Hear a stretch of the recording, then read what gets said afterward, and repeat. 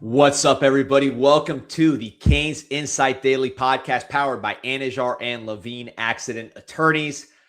Absolutely epic all-timer of a day yesterday for Miami Hurricanes athletics as Canes Hoops wins basically the last couple possessions over Virginia Tech, and then the Miami Hurricanes baseball team walk-off homer over UCF.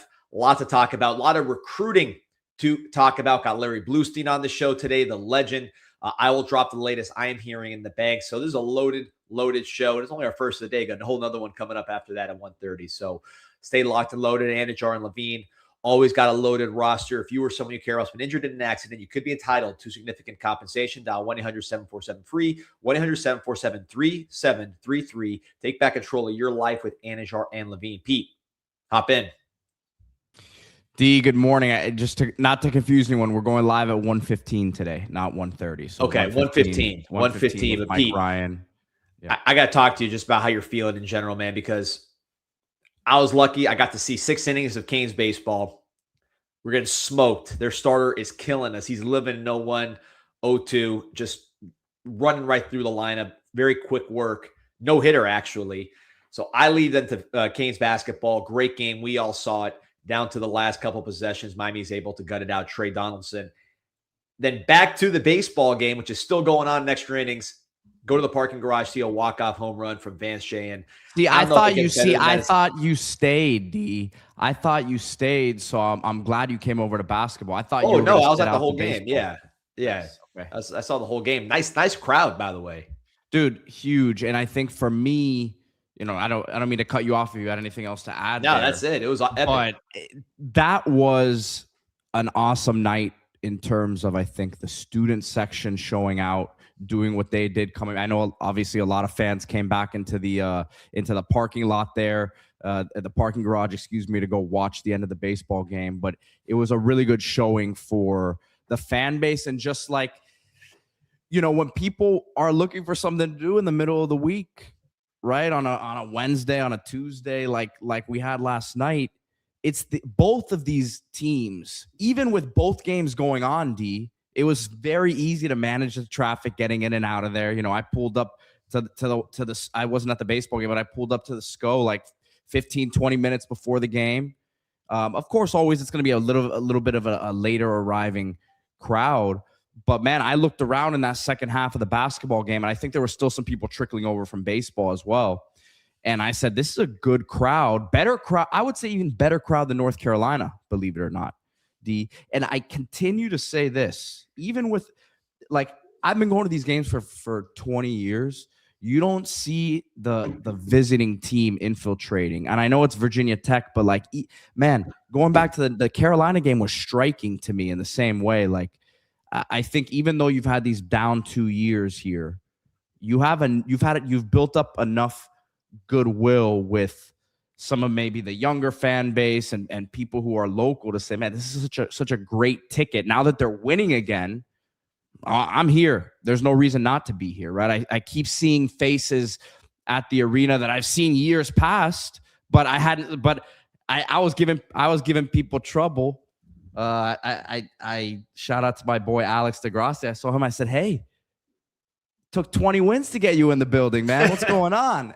But I think that's the mentality now you'll hopefully see here down the stretch. You have a couple more home games here. That Louisville game, last game of the season on a Saturday, is going to be electric. But you have Boston College, who should be a team that you beat, and then you have Louisville as well at the end of the year. And then obviously you have some road games here coming up, Virginia on Saturday, but gutsy win.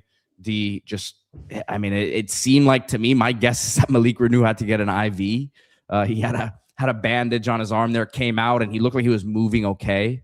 Right. So that would be my guess. Trey Donaldson said he was a little, I don't know if it was under the weather, but he said something in the post game that he was kind of just, not 100% necessarily. He looked really gassed, and he plays a ton of minutes, and obviously he carried us in that game, right? But it just seemed like the team needs to get their win back under them here, rest up here, because you got this game Saturday after an emotionally high week that you had beating Carolina and NC State on the road. Yeah, this was a emotional roller coaster. I'm going through the comments because so many people are juiced up about what's happening with Kane sports overall, with football setting the tone, which it always needs to do. But one guy I wanted to highlight here, as I saw him yesterday, my boy Flankerton, talking about the youth. So I saw my boy Flankerton, said what's up at the. I think I saw him at the Canes basketball as I was leaving to go to Canes baseball and go back to see the rest of the game in the garage. But he has most electric I've seen campus in a long time. You're talking about the people in the crowd, a lot of familiar faces, a lot of big money faces in the crowd. The president, Echeverria, was there. Joe Echeverria. Ben says, "UM's decision to hire El Presidente is the best in my lifetime. We were entering a golden age of Kane sports." And I'm not talking AI. You do see that synergy where the president's always around. The top boosters are always around. Everybody's just kind of always around, and they're trying to not add like more. that before. It was not like that before. It wasn't, and it's always. I mean, practice too. I mean, I'm at everything, so I'm telling you, this is always around. Miami Angel Share Society says, great crowd. A lot of fans left baseball game to head over to the basketball game. He stayed at the baseball game. When I got back to the baseball game, Pete, again, I didn't expect that because it went extra innings. More packed than when you left. And we were no hitter when I left. Yeah. 6th inning. That's how crazy that game was. But there was a very good crowd. There were a lot of people coming back, a lot of people in the parking garage. You could tell they've been to both events. And the student section at the baseball game was going insane. I'm assuming they're students. There were young people just going nuts. You can see them on some of the highlights they posted on Twitter, going crazy there at the end after the walk-off and before. So, yeah, campus is energized. I'm seeing more young people saying, they watch the show. They watch the CanesInSight Daily podcast. If you're listening, you fit that category. Appreciate you guys. Trying to bring the youth back. I don't know if it's all the talk, your mog talk and all that, your looks maxing lingo, if that's what's bringing back the kids. But a lot of CanesInSight fans younger, and then, of course, at the arena. But just let's talk about the games real quick. And look, we got a lot of football recruiting and stuff. I know there's still people that are there for the football recruiting. We got all that kind of stuff going on. But basketball-wise, let's start there, Pete. Again, the crowd, NBA player, former NBA players, boosters, just longtime people, local people coming out. It was boosters and Boozer. Yeah, Boozer was out there. It's the second time, right? Second time, man. Yeah. Googly eyes, man. Got the googly eyes there. I think Michael Finley was there. There were a lot of scouts. Kyle Korver was there. I think he might have been there to see the Greek had guy. A scout. Bucks had a scout there. Yeah, I think they were there to see the Greek guy, I'm guessing. I mean, hopefully they were there to see our guys. Certainly Trey Donaldson and some others showed well. Dude, I texted you after the game that I was talking to an agent buddy of mine who told me, and I was asking him about the Greek guy during the game, who I didn't think did anything crazy during the game. I think we did a good job defensively on him, but he said he's a first-round pick. And he's got capabilities, but I thought we did a pretty good job on him last night. Yeah. We did. I mean, he didn't even play at the end of the game, but I like the guy. I thought he was good. He only took 3 shots. I mean, he 8 assists. He's their leading, their primary, distributor. But they had some dudes. That's not a bad team. They've had some bad luck this year. They played hard too. That was a feisty game. I mean, that's well what coached. Impresses me about this team. We did the interview with Jay Lucas yesterday. A lot of that stuff you saw translate to this game. He talked about kind of not getting too high or too low when they make a run. These guys made a hell of a run there. We had a fight there at the end. We were I thought, on the defensive there later in the game for a minute. I mean, they were attacking. Their guards were feisty. That number 13, I don't know what his name was, but that guy was killing us with offensive boards and just peskiness. It was an intense game, but the emotion of UNC rushed the court game, NC State, FU Miami. I saw you getting into a Seth Davis on Twitter about all that stuff, Pete, but that was a nasty crowd. The players taunted them afterwards because they had been taunted all game, but emotional. Then you come here, and this was an emotional game, not just the crowd and all that, but like the other team. So the fact that they can have 3 games in a row with that kind of emotional endurance, that stability where they don't actually get too high or too low in terms of their, focus and making sure they were locked in on the game, despite the emotional setting. Could not be more impressed with what this team is doing. Trey Donaldson, the alpha of the squad, did exactly what you got him to do. That's exactly what, I was trying to explain to people. When Miami brought him in, the staff believed, because you could look at the shooting percentages and say, hey, they're not that good for a guy at his position. but they said he's a shot maker, right? Even if his percentages aren't exactly where you want them to be, he has the capability of making shots, and he showed that last night. As Flankerton says here too, D, Virginia Tech was shooting 50% from three at one point, like into the second half. Guys, at one point it was 83%. I mean, late in the first half there, and we were shooting 11%. The only three was a Dante Allen made three to a point, and then Trey started. He hit what, 3 or 4 of them. So he got going there, but this is without, by the way, Malik Renew for pretty much the entire second half. You didn't have your most consistent scorer, and it's crazy that Trey was the leading assist man with 2 assists. Right, the team only had let's see here. The team had 7 assists as a whole, which is not how they play. I mean, they really had to change things up last night. And you heard Jay Lucas in the post game talking about how he was basically clearing out and trying to hunt mismatches for Trey Donaldson, which he says he doesn't do. Yeah. But that's just what that game required, is like, hey, man, we just got to kind of give you the ball and get you on a good matchup and go from there. Well, a couple things. One, we don't see many teams that can physically across the board match up with Miami. Virginia Tech had bodies. They were throwing. I mean, they had bodies off the bench, like the 32 and the 77 or something, that, like, I would hope that that's what Salih Altuntaj can turn into for Miami, as a guy who you can legitimately like throw the ball to, and he can turn around and hit a little baby hook and stuff like that. Hopefully that comes with development and a full off season here, because he came in like right before the practice started, so he didn't really have that time or development there.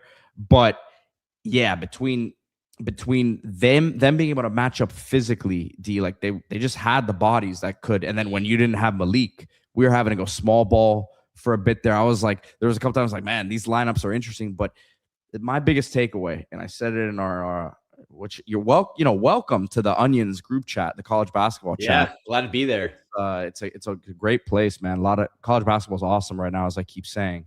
But you gotta be super impressed with Jay Lucas's coaching down the stretch in these games, man. Like, that he is making.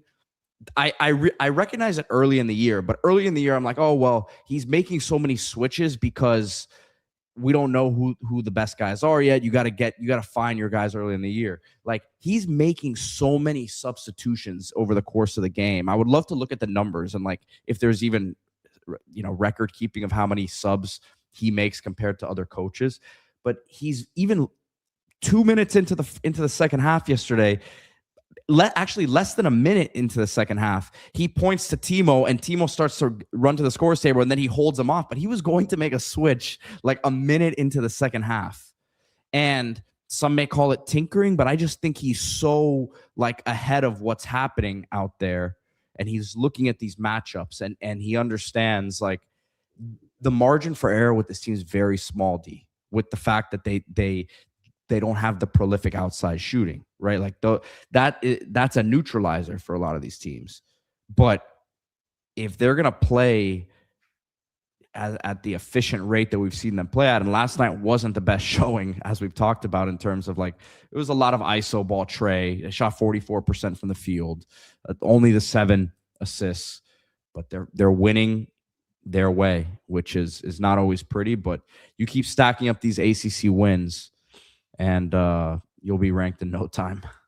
Yeah, Daryl Young saying, I want to give credit for game situational knowledge of fouls to give. It was funny because like it looked like the Canes might win it in extra innings in the baseball game at that time. So it was like 3 or 4 straight fouls. I mean, how many fouls we had to give, but they used all of them. Yeah, we had all their timeouts down the stretch. So I thought the Canes basketball game might end. I'm like, all right, well, this worked out. But that game kept kind of going on.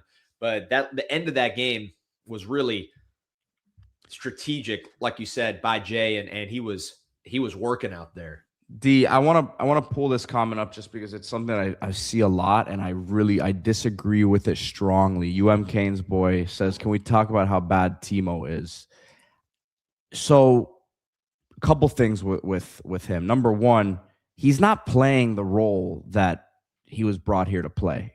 Coach Lucas I asked him about Timo the other day, and I said, how do you think that him and Noam and Salih have adjusted in their with the tempo, the speed of the game and all that. And he says, look, Timo, unfortunately, is having to play a way different. We want him to really play a wing spot. And last night he did it a little bit more because of the injury, right? But he's like, after Marcus Allen's injury, we've had to play him in a completely different role. We want him on the ball playmaking more than he is right now. And he's having to play more of a 4 spot and play bigger. Even though he's 6'9", he's a wing guy. He's a perimeter player. The shots have been a bit inconsistent at times this year, right? I think part of that is maybe sometimes he's forcing it because he's not playing within the normal role of having the ball in his hands and playing as a playmaker. They want to get him to do that moving forward. What people don't realize still with him, D, is he's a better defender than people realize. Like with his length, he can his lateral movement side to side is very, very good.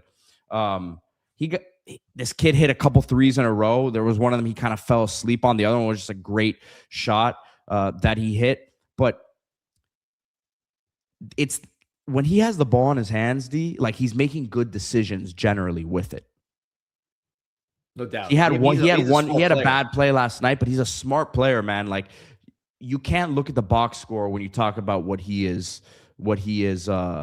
doing. And Josh Gross says he is not a stretch 4. He's more of a 3-and-D wing. That's exactly what you're looking at with him. And he hasn't played that. And he's a guy more than the 3-and-D. He really could be a point forward. He's playing point guard for his national team, putting up huge numbers. Yeah, that's what I was going to say is that like you got to treat him more like a not developmental, but like a young player as opposed to like a one and done hired gun kind of guy, because what he's doing for Slovakia is totally different than what he needs to do to win in the ACC with all these other guys. I don't know if he played pro. Did he play pro at all before he came? Yeah, he did. He was Mega Basket. I guarantee his role with Mega Basket, which is a very good program that produces a lot of NBA players, is very different than his role in the national team and probably different than his role on this team. So you got to give him some time. I think the shooting, everything else, he just doesn't look very confident to me. Like he just looks like he's still timid. And once he's truly confident, I think his skill will be there. The shot looks good to me. I mean, he doesn't stink. Good. Like I can promise you, he does not stink, man. Like he's a guy that within when he gets the ball in his hands, he has playmaking capabilities. I know we haven't seen it at times this year, but man, getting downhill when he's got the ball in his hands, I like him. And as a shooter, you got to get him more consistent there. But I think a lot of that is he's forcing it in a role he's not as comfortable in. Josh Sarna says, happy year of the fire horse to all of our Chinese Canes fans. Year of the fire horse. That's pretty sweet. This year symbolizes endurance, speed, passion, and energy. Everything we need to make a championship run. Absolutely. Also blessed Ash Wednesday for everybody who will be attending mass. We're doing it after Eli's basketball practice this tonight. And it's him and Jack. My two sons are actually playing each other in it's like a scrimmage. So they're both going to be sweaty on their foreheads when they get the ashes. It might be a messy situation there on the at mass. But anyways, shout out to everybody. You're the fire horse. I never heard of that. That's pretty sweet. Hopefully it's not one of those like horses of the apocalypse. That'd be bad news. Not when the Canes are starting to do good. We can't have any apocalyptic situations. We got all 3 programs rolling like this at the same time there, Pete.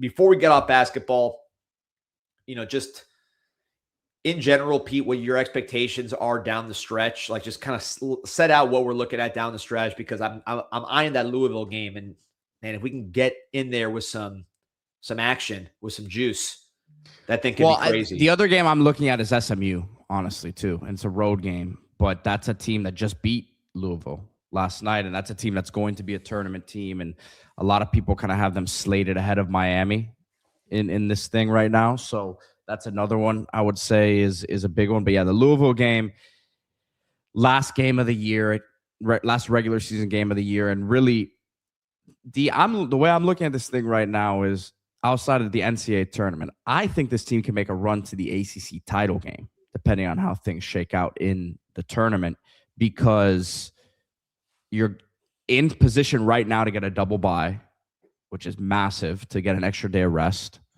So you get the first 2 rounds off, and then you've got an opportunity really to just win 3 games and you're ACC champs, right? You pretty much go right into the quarterfinals, I believe. So Duke, obviously you hope that you can wait to see them until the title game, but I think, believe it or not, that's a good matchup physically for Miami. And I've said that, like I said that before the North Carolina game. I said watching North Carolina Duke, I think Miami matches up better with Duke physically than, I mean, Carolina can match what Miami has. Duke is playing Boozer, who's 6'8" as their 5, and Miami is obviously going to play big. So yeah, I mean, someone in the comments earlier asked about like the lack of shooting and whether this team was designed this way.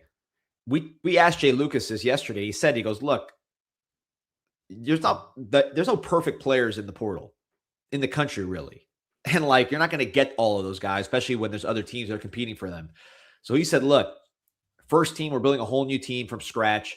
Let's at least be this, and we'll fill in the rest later. And this meant strong, physical, defensively oriented, just like, you saw yesterday and you've seen all season. So that would match up and give you a chance to play in some of these games. You're not going to win them all, but you'll at least have a chance to compete and keep it close with a chance to win because you are playing your identity every single game. So I think that was all intentional. But I had to get to this comment from Martin Dubé. He said, the fire horse comes once every 60 years. The last one was 1966. So, Pete, I looked up the 1966 Canes football, right? I don't know Canes baseball and basketball at this time, what we were doing. But in terms of football, I looked it up. I mean, look at this schedule, Pete.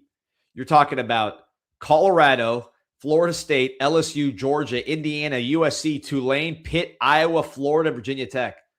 Pretty funky schedule. We're not ducking anyone, man. And look at the season, though, for the Canes in 66. You're talking about close loss to FSU at home in the OB. And you also had a close road loss to LSU on the road. But you won the rest of your games. Did have a tie with Tulane. But you won the rest of your games. You went 8-2-1. You won the Liberty Bowl against VTech in Memphis, Tennessee. And you finished ranked 9th in the final AP poll. 9th for your 1966 Miami Hurricanes, the last year of the Fire Horse. So maybe this is the year, man. We got basketball rolling. Had a chance to make some noise here coming up down the stretch and in the ACC tournament, maybe the NCAA tournament as well. Baseball, we think we got a squad that's going to be very, very good. Football, we know how that turned out last year. Now 2026 shaping up to be another great year football wise. But on the baseball side, Pete, I know you weren't there. Really kind of my takeaways, and really I saw the first 6 innings, and then I saw the final inning, and I watched the rest during breaks on the phone. But couldn't do anything offensively. Their pitcher was outstanding. Our lineup, Miami Hurricanes lineup, projected to be the strength of the team. But UCF had a starter that was really, really hurting us. There were scouts right there behind home plate. I wonder if they were looking at our catcher. They were looking at UCF's pitcher. I think they were probably looking at a few guys, of course, Cuvée. So we're down 5-0 at the end of the 6th inning. Get some runs. Jake Ogden hits a bomb, I believe, to get the 5-2. And then their pitchers lost control. They were hitting batters left and right. And Mikey Torres with the bases juice, who people were questioning his bat last year, center fielder, top prospect, elite center fielder in the ACC. The bat's the question. He's off to a pretty good start, had a huge, huge hit with 2 outs, 2 sent into extra innings. They got up.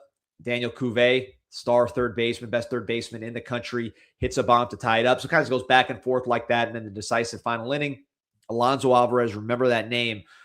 Maybe the next star catcher at the University of Miami. We have a really good one right now in Alex Sosa, who'll get drafted high. This Alonso Alvarez, switch hitting catcher, unreal, true freshman, hits a double, ends up being the tying run. Vance Cheyenne wins it, 1 swing, 2-run homer off the scoreboard. Miami's new shortstop. So 2 newcomers get it done for the Canes in extra innings, and it was just an awesome game. UCF, people hear UCF in these midweek games, think they're easy. Miami has to play some of the toughest midweek games in the country because the kind of mid-major teams that Miami, usually play in those midweek games, for Miami, it's Florida. So those teams are good. Like, that creates a lot of problems when you're supposedly easier games are actually against really, really good teams with future pros. So Miami needs to win that midweek game. That's a key game for them in terms of where they land in the NCAA tournament. Could they host a regional? Could they host a super regional? Those midweek games make a big difference. And Miami able to get this one done against a very, very solid UCF team that's, as Canes Cap points out, has been giving Miami a lot of trouble. So Love Lady's not the coach there anymore, is he? No. But yeah, a lot going on with Canes baseball, man. A lot of fun. The Hammer says Mikey Torres plays a 6 center fielder. It reminds me of Jim Edmonds, man. There it is. Look at that drop, Pete. Dude, you don't know. You don't understand. I was a baseball nerd, man. Legitimately, I was a huge baseball guy back in the day. You should watch the WBC, especially you like all these kind of like international deals with the soccer. Yeah, I plan on going to a game, man. I plan on going to a game or two. So there you go. I got tickets, so I'll take you to one, and I know you're going to be at the Light as well. Just again, I hope this doesn't happen. I don't think we have a game. The Canes baseball is a game that conflicts with Louisville.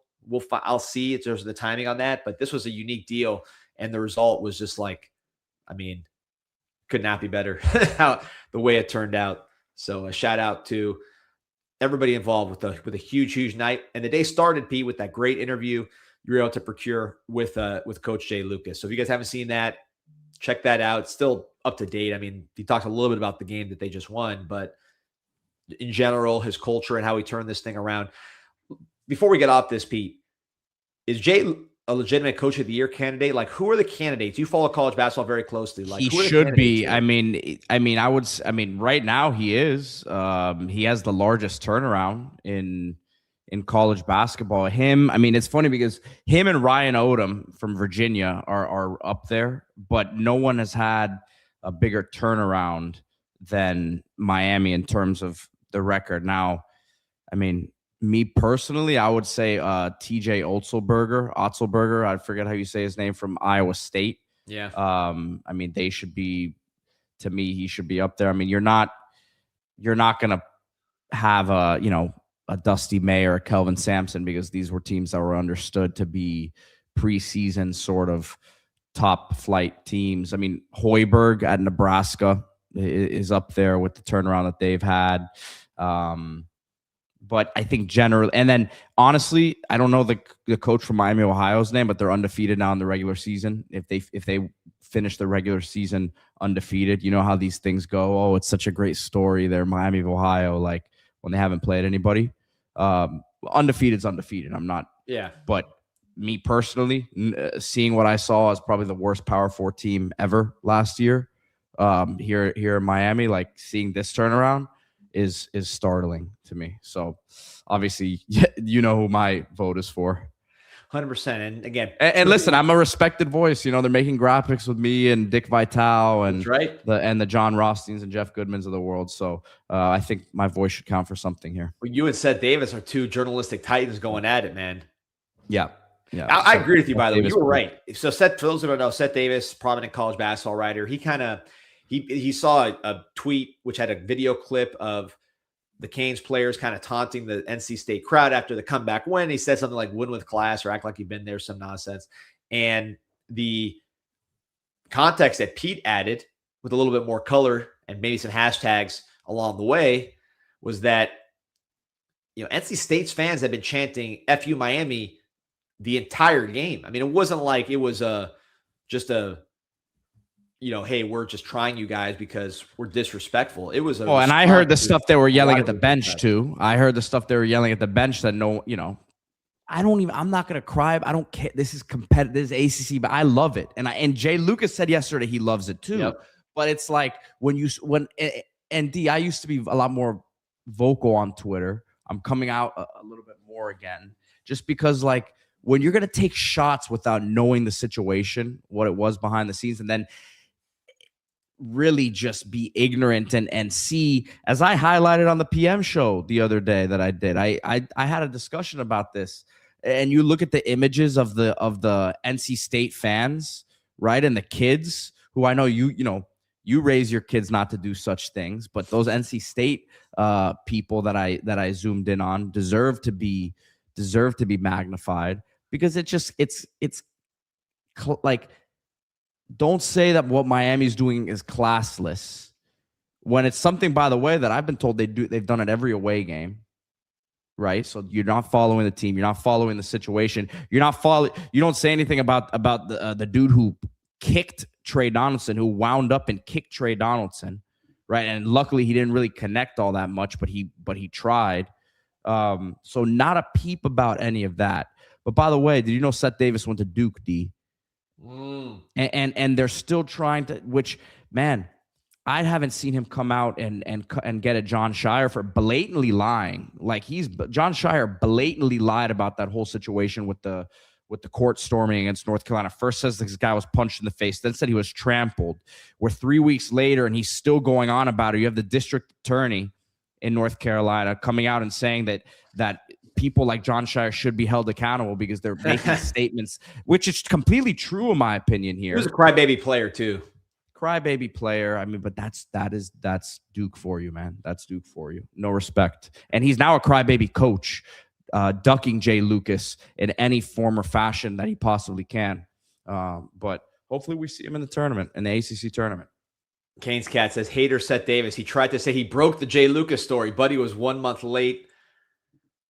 Not giving Pete and CanesInSight credit. Pete, yeah, are we still waiting to confirm that? Is Jay Lucas the coach yet? Have they confirmed that yet, Pete? Have they confirmed your report? I think even if he wins Coach of the Year, they'll have to confirm it. That should be the question when he's holding the Coach of the Year trophy. Like, Jay, are you taking the Miami job? There's a lot of rumors on the internet that you're from uncredited sources that you're taking the Miami job. Do you think he has any doubt about leaving Duke before the tournament? This season would not be where it's at right now. He probably thinks he should have left earlier so we could have gotten the boozers. Right. Probably. Imagine that. You know what, though? I like it. I mean, look, we got, like, not getting Boozer allowed a guy like Malik Renew to do his thing. So, like, obviously, I get it. The guy's is a superstar. He's going to be incredible. But, I mean, I appreciate the guys we got. I like this team. I like the way this team operates. People listening that are more casual might be like, oh, yeah, Jay Lucas, recruiter. They hired a recruiter, and he just kind of Texas Tech'd his way up, right? Something like that. He recruited his way to an instant team. This is a coaching job. I mean, he brought in talent, but Miami is not overwhelming teams with talent. They are built smart with the right guys who are buying in and executing a system. But this is not like an overnight just purchase a team. Hey, I'm a great recruiter. I have a ton of connections. I'm going to overwhelm everybody in the ACC with talent. I mean, it was a huge talent improvement, but it was really much more about smart team building and buy-in. So, man, D, you can tell the excitement's high because we haven't had one comment saying, "Where's the football news? Where's the recruiting news?" Oh yeah, we'll get there. We'll do a little break here in a second, get to it. But first, you got some questions here. Jay says, D, do you consider Ohtani the GOAT? I mean, yeah, no one's in the same universe. Babe Ruth didn't hit and pitch at the same time. Also, Ohtani's faster than Babe Ruth. Barry Bonds, I mean, was an MVP caliber player. Won 3 MVPs before he juiced up, but the juice, you can't take those accomplishments at face value when he looks like the British Bulldog, and he also didn't pitch. So, and he wasn't as fast. So, I mean, I think Ohtani, when you talk about the speed, the power, the hitting ability, and then the fact that he's an ace pitcher, plus he plays in big moments, very clutch players. We saw last WBC. He's won the last 2 World Series, had one of the best World Series games, playoff games we've ever seen this year. So, yeah, Ohtani's the greatest baseball player ever, hands down. Number 2, Van Shayen, after that home run yesterday to get this thing rocking and rolling. All right, so I'm going to get the latest recruiting news here in a second. I'll talk with the bank. We'll get Larry Bluestein on. But first, want to shout out my man, Nick West. I already see him in the chat. Papa's Alternative Brew. Your can of calm after the chaos.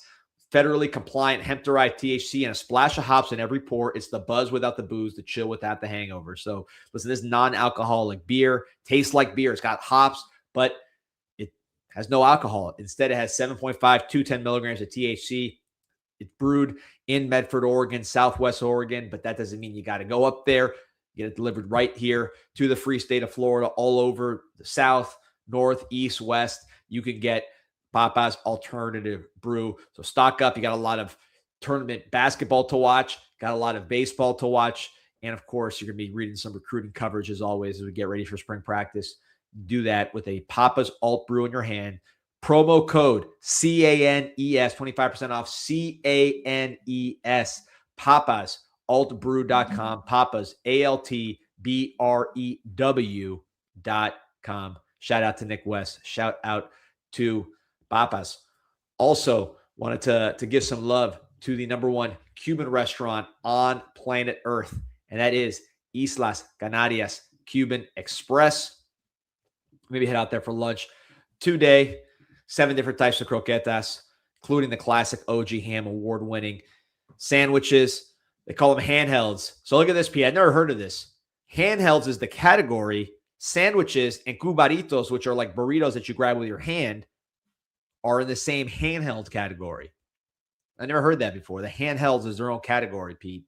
It's like back in the day, you used to call Game Boy a handheld device before we had these iPhones. So handhelds now, sandwiches and cubaritos, which is really just Cuban flavors. Cubans don't do burritos. It's a Mexican thing, but you take the burrito format to stuff all the Cuban ingredients in so you can grab it and ride.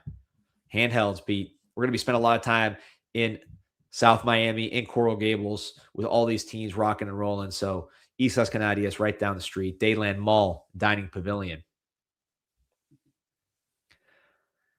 Kyle's saying, can we let Ohtani play out his career before goading him? He already had 50-50 and has had seasons as ace pitcher and, dominant hitter. He's done it already. Yeah, but I guess Trout, they were saying the same thing about him early in his career, right? Yeah, and then I saw Ohtani strike out Trout with the whole world championship on the line and then also go back and go 50-50 the next year. So one at bat is the difference, huh? Huh? One at bat makes the difference.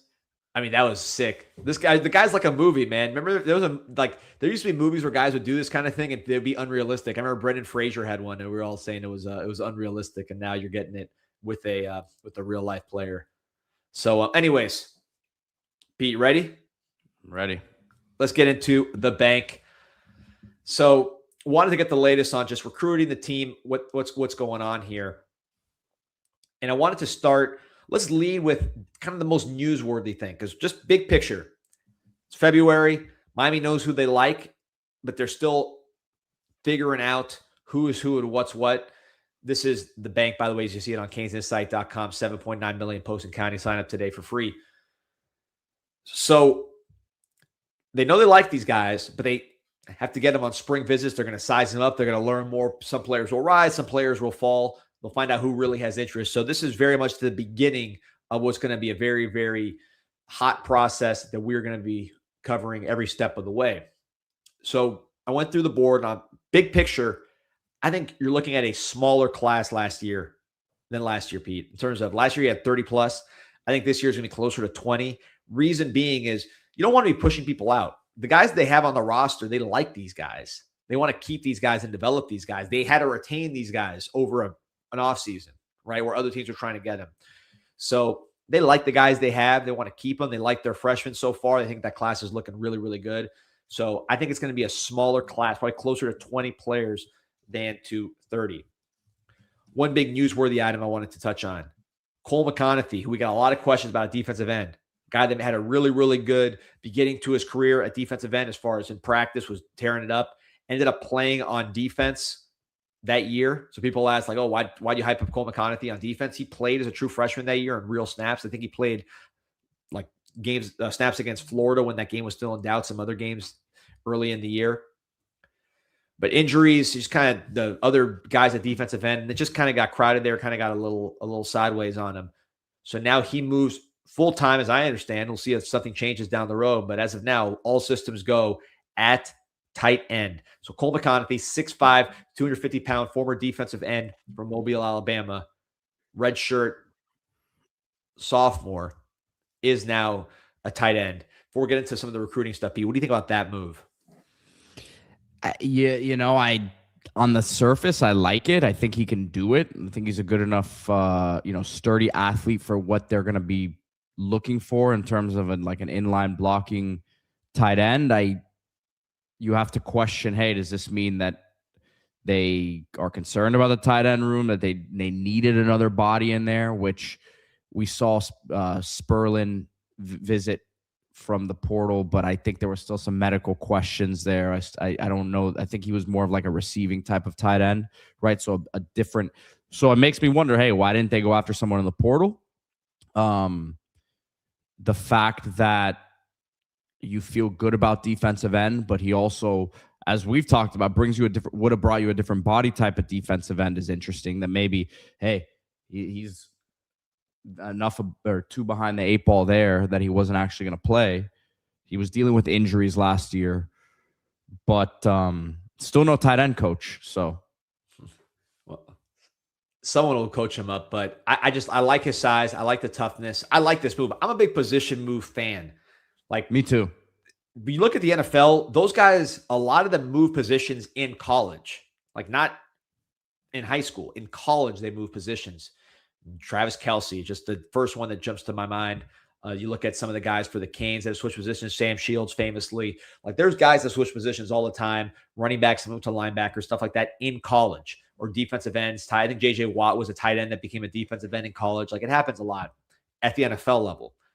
So I remember when David Njoku during his redshirt year played linebacker, and everybody kind of was ripping Golden for it. I thought that was one of the few smart things that happened during that era, because he's redshirting anyways. If the guy goes a linebacker and he looks like Micah Parsons, okay, now you know. If not, you move him right back to tight end. And what is he? He's a first-round pick, made a Pro Bowl. It's probably going to get paid a lot of money now. It made no difference at the end of the day. So I'm a big believer in. He already was paid a lot of money, by the way. Already was paid a lot of money. He already was paid. Now, I mean, I don't know. Is he still FRM? Yeah. He's going to be paid well again, man. But I mean, he's been a top 3 to 4 paid tight end in football multiple years. So yeah, I'm curious to see. I mean, he's still probably like 27. He's young. I wonder if he can sign. He's older than that. He's like 29 now. He was always such a young player. But yeah, I'm curious to see what he signs. Yeah, 29 years old, turns 30 in July. So he's still got some good years left. But he takes care of his body, obviously. Yeah, so. And he's got plenty. I mean, Travis Kelce's what, 36? So he'll have a chance there. But anyways, I like the move. We needed the body type. I would have liked to see a guy with this profile in the portal. But, it's one of these things. This is where retention comes in. If you say, hey, listen, because they're seeing all these guys in drills, right? They see him move around. They see him run around. They see him do the weights. They're around them. And they're like, man, we really like Cole.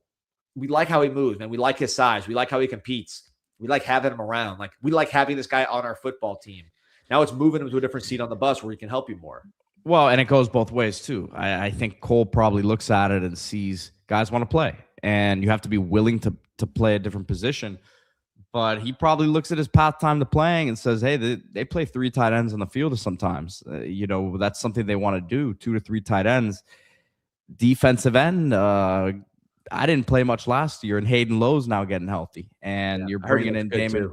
Yeah, Hayden Lowe, I've heard the same thing. Looks like an animal. Him, you understand that there's going to be the Lightfoots and the Booker Pickett's, who are different profile of player, but he probably looks at the pathway to playing and says, hey, we need another tight end to step up here. We didn't bring anyone in the portal.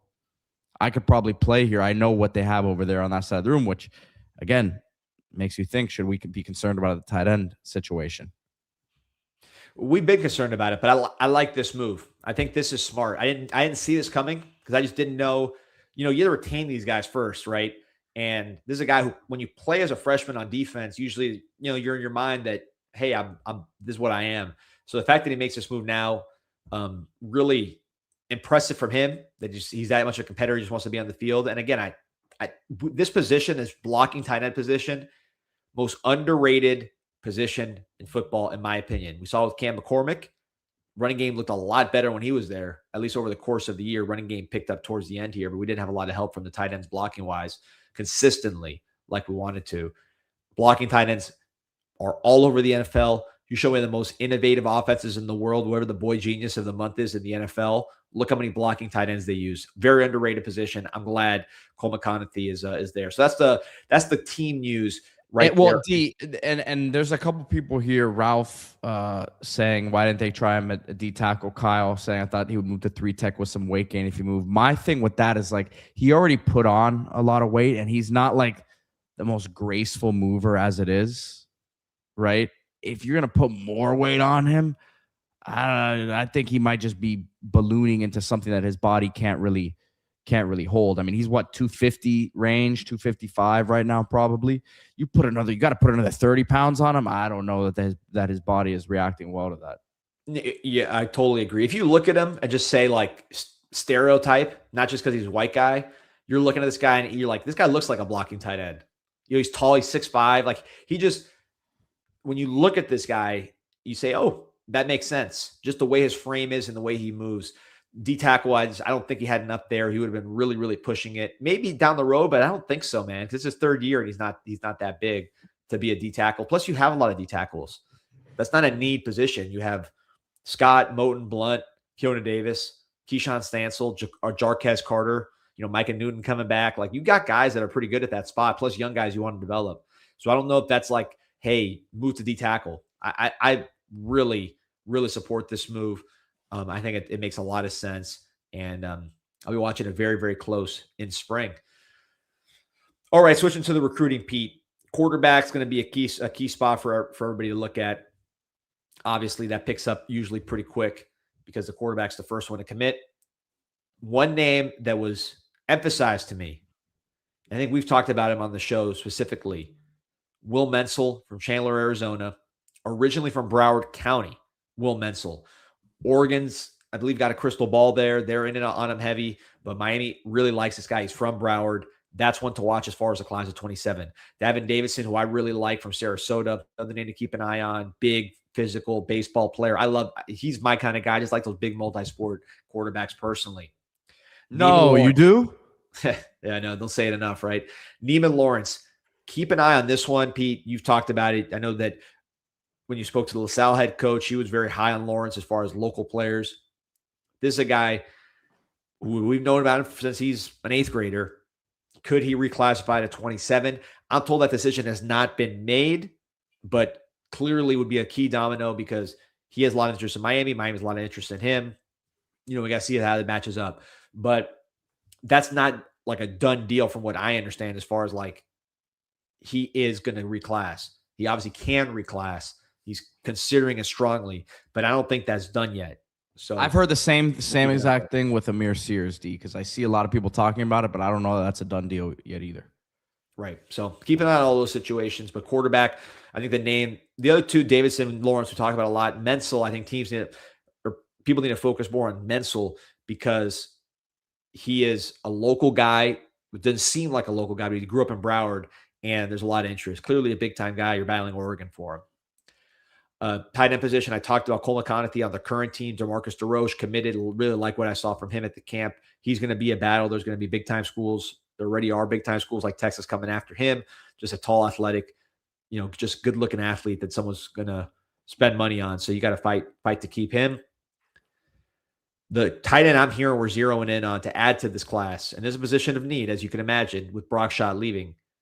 Anthony Cartwright, Detroit, Michigan, 3-sport guy, football, basketball, baseball. I believe he's a first baseman, right-handed pitcher, outfielder.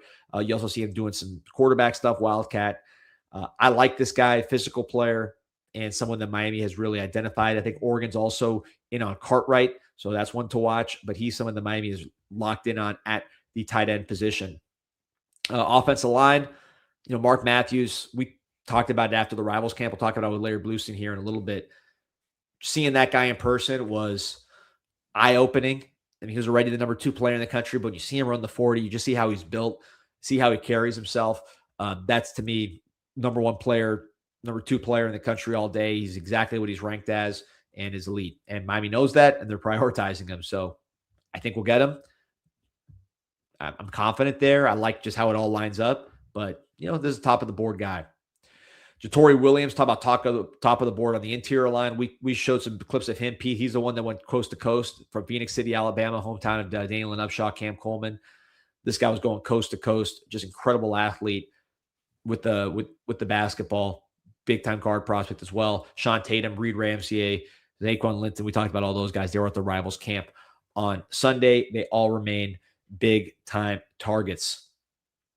Going down the board here, when it comes to running back, this is a key position. They only took Javion Mallory last year. You're going to lose Fletcher. Could lose Marty Brown. Could lose a lot of guys. They're still figuring out that position. So you need to bring in some multiple players here. Names we've heard about: Tyson Robinson from Mississippi, Elijah Kimball from Buffalo, New York, Braden Tyson from Atlanta, Georgia, Myron Johnson-Cook from East St. Louis.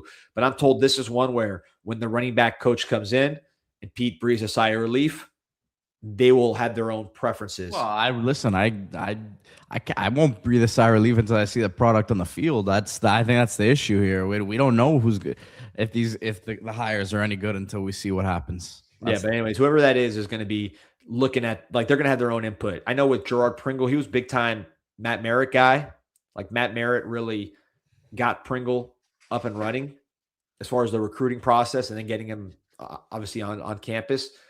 So we'll see what the new running backs coach thinks, but that's a position that's a priority. Like, we're going to be in the mix for a lot of top running backs, and we're going to push there.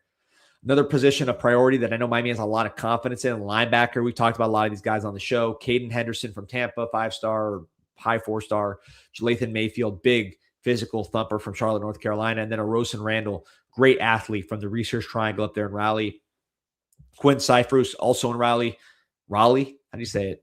Raleigh. He's committed to Ohio State. Miami's going to try to flip him. The end, when you really look at the DN board, Damon Wilson moves on, but that's a position where you bring back pretty much all your guys on paper. You bring back Hayden Lowe. You bring back Marquise Lightfoot. Let's see, maybe he goes pro, but let's assume he comes back. You bring back Scroggins. You signed some really good ones this year with Charles and Lafayette. So that's a position that's strong, but I could see us going and adding elite talent there. That's the focus. DJ Jacobs, they just barely finished second when he committed the first time. That's still up and running. Miami's going to keep recruiting him. And then Jaden Bryant. Those are the two that I think really stand out at the top of the board, top about 5-star types. Jalen Brewster, who we talked about, we hinted at, now confirmed he is visiting the Canes. Texas Tech commit, 5-star player from Dallas, but he's wide open. This was an interesting conversation I had, Pete. Honor Falave Johnson. Remember we had his breakdown on the show, the really, really fast athlete from San Diego, California, Poly kid, 6'1", 190, just super, super talented. And we said, is he a running back? Is he a safety? I think Miami might let him go both ways. I heard we like him at cornerback on top of, running back and everything else, because he has 10.4 speed, 6'1", 190. So that was the first time I heard that, but that was an interesting nugget I wanted to drop. And then the last one, receiver, just in terms of the guys on campus, I heard this position is loaded. The way we talk about it on the show, the way we talked about it on the chat, the way we talk about it on CanesInSight, the way everybody kind of says the same thing, that's playing out on the field. Transfers look awesome. Returning guys like Josh Moore, and then the freshmen all look really good. Milan Paris continues to generate buzz. Samorian Wingo continues to generate buzz. I asked about Vance Spafford. I heard he is just such a good deep threat that he has a unique ability that we haven't really had to, like, run under the ball when you just kind of, these quarterbacks, just old Stephen Morris, throw it as far as you can, and then the receiver runs under it, tracks it. Vance Spafford does that. I really feel good about this comp. Philip Dorsett for Vance Spafford. I want to see it in person when Spafford's here in spring, and I'm at the practices watching him move around. But from everything I've seen and just what the buzz I'm hearing from the workouts, that Vance Spafford, Philip Dorsett comp is a pretty clear picture in my mind. So that's the latest on recruiting. Pete, I know you're locked in on all this stuff too. I don't know if you have anything to add or any thoughts. Well, here. I think there is something that we haven't talked about that we should bring up here. We didn't talk about it before the show, so if you don't have anything ready on this, but I think this is, and people are going to say he's dull. Here he goes again. But maybe the most significant loss out of everything that we've lost now this offseason as this mass exodus continues from the staff. Very, very important staff member, Adam Bennett, head athletic trainer, has now moved on to the NFL with the Giants. And head athletic trainer is a very important, very, very important job. This is the guy who's dealing with all of the injuries, managing all the little knickknacks, and working with the guys like Keontae Scott and putting together rehab plans. And you got to have a good one. These guys have to trust. Players have to trust the athletic trainer. They have to believe that they know what they're doing. And this is a big loss, man. Like, people can say, what are we really talking about here? But you talk about the health of Miami's team this year, D, and it was top notch. It was It really was. I mean, he had phenomenal. a 16-game season, right? Physical play, 16-game season. You look at Keontae Scott coming back earlier than people thought. Mark Fletcher also. I remember I think the managing of some of these guys who were banged up, like a Fletcher, like you're getting at, like he ended up coming back full strength, and I think they held guys out the time that they needed to be held out for the most part, man. You remember this, that when Fletcher got hurt the first time, a lot of people were saying he was out for the year. Yeah. And obviously that was not the Not true, case. yeah. So He came back in like a week. yeah, so look, the whole department did a great job. He's going to be someone you have to replace. He went to the NFL, he went to the Giants. It's a pretty good logo on his chest. So, he's got a tough job with Jackson Dart now, man. He's got to manage that situation. They got a lot of work to do. Scadaboo, he's going right to the he's going right to the ward. But no, man, I'm happy for him. And I do think you're right to shine a spotlight on that department, because talking about everybody doing their job, those guys did their job at a high level. It wasn't just him, but there's a reason why the Giants are paying him. I think good sign of program health. You got to hit the hires. I think, look, you're concerned. Big hires in the NFL, man. These are in the NFL. This is such a big hire because there's so much money. Obviously, there's money in stake now with NIL, but the contract, like guarantees and the obligations when guys are injured, and that burden is going down on the team doctor, the orthopedic surgeon, the orthopedic doctor, and the head athletic trainer, who are working hand in hand to really figure out what are the risks if we bring this guy in, if we pay this guy long term. So pretty crazy, man. Yeah, it's again the byproduct of success. I think there's two sides of it. On your side, and you're right, you have to hit the hires. So whenever you're bringing someone new into your organization, you got to hit it. And there's no guarantee that you're going to hit it just because you hit it in the past, right? So that is just the fact that you go from something that you know is good and is proven to be good by the interest that these guys are generating to something that you don't know, right? So I think that's a fair concern. The flip side of it is, was this the one that put you over the ledge, D? No, because I say the other part of it is you're going to have a lot to choose from because you're doing well. So good organizations, pick any consistent winner in pro football, NFL football, in college football. You lose guys to, if you're college, the NFL, or you lose guys to promotions at both levels, right? Where they go from one role to a higher role. You're seeing that with a lot of these guys. I like this turnover a lot better than the turnover in 2022 when you were firing people because they weren't good hires. But to your point, Pete, there's no guarantee you're going to get another good hire. I just think you now have 4 years of kind of knowing what works and what doesn't work. You've got the whole world at your feet in terms of who you can get from the college level. You're not going to be getting pro guys unless they're coming down a level. So I think overall we're in pretty good shape, but remains to be seen. Stay tuned into the CanesInSight Daily podcast because we're going to be telling you all these developments as they happen. Huge interview coming up now, Pete. Right after the break, we're going to have the great Larry Bluestein on, one of the all-timers when it comes to Florida sports, not just football. I mean, everything. This guy is the guy and has been the guy for a long, long time. But I want to shout out another institution. Larry's an institution of South Florida. He's another institution. Duffy's Tavern. Joe DeFin says, Cane Sports, what a time to be a Hurricane. And the best to see the fans at Duffy's after. So Duffy's, you can have an extra innings ball game. You could have the late start 8 o'clock basketball game. Duffy's still going to be wide open and accepting Canes fans. So yeah, shout out to Duffy's Tavern, the best in the business, the home of the Hurricanes, right there in the heart of Miami-Dade County, the edge of Coral Gables, conveniently located 2108 Southwest 57th Avenue. It's not the what's it called? This grill, Duffy's Grill, those chains. It is Duffy's Tavern. This is the real deal, authentic 60-plus years serving the Miami community, now accepting credit cards. As there you see the watch party for the Canes. This is the spot for Miami Hurricanes. Duffy's Tavern, not anything else. Get me sure it's the Tavern. Duffy's our spot. Also, shout out to the Orchid Man. Saw my guy yesterday. He might have been at both games. He was definitely at the baseball game. Sweet life as always.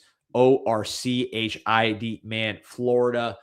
South Florida's premier landscape artisans from Palm Beach down to the Keys, 786-271-0332. They'll do all the dirty work plus the pretty work to get your landscape where it needs to be, commercial, residential, big projects, small. They got you covered, and they will make it outstanding.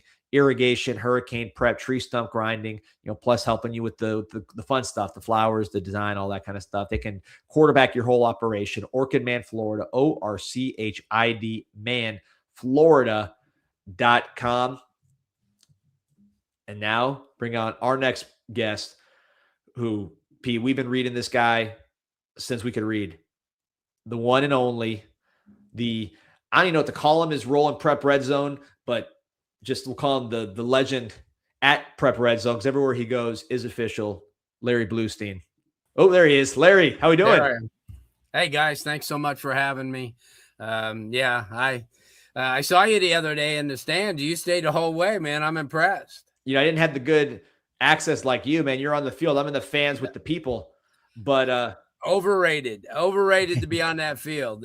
Actually, it gave me more. You had a better seat because you could sit. I had to walk around all that time. But. Well, it is good to see the different groups, because now they got the two receiver groups going at the same time. Let me start there. And for those who don't know, I don't know who wouldn't know, maybe some newer fans. We've got a lot of young kids watching the show these days. Larry at Prep Red Zone. What's your official title of Prep Red Zone? Writer? No, I run the site. So it's we started about like 5-6 years ago as a part of a network that was more of a basketball network. They wanted to go into football, and I tried to tell them, I said, coming into Florida is not going to be easy because we have hundreds and hundreds and hundreds of this year alone at the state championship game, there were 78 credentialed media. Wow. So that's, I was trying to explain to them, but I'll tell you what though, guys, we've been blessed because there's three of us in there. I do the whole state. I travel all the way from Pensacola all the way down to Key West. And then we have somebody in the Central Florida area and then somebody on the West Coast of Florida that, goes to things. And that's the one thing, taking no shots at rivals or any of the 247s, they just don't have the resources to do state stuff. They're more national. They try to get, obviously, they're looking, for the audience that wants to tune in for the 5 stars, which we have, but we also go all the way down to kids, that nobody's ever heard of. And we go to every camp, during the summer, last year, FAU, FIU, Miami 3 times, Florida, FSU, West Florida, and some of the other smaller schools, because during July, the NCAA doesn't allow the NCAA member schools to host anything. So that means, the bigger schools kind of close it down for 3 weeks in July, but that's when you have Kaiser and, Kaiser's arguably the most successful football program in the state over the last decade. They've gone to the national title game 4 straight years. So yeah, that's what we do. I mean, we stay on top of all the major guys, like this last weekend over at Rivals, and then again this week up at Under Armour in Orlando.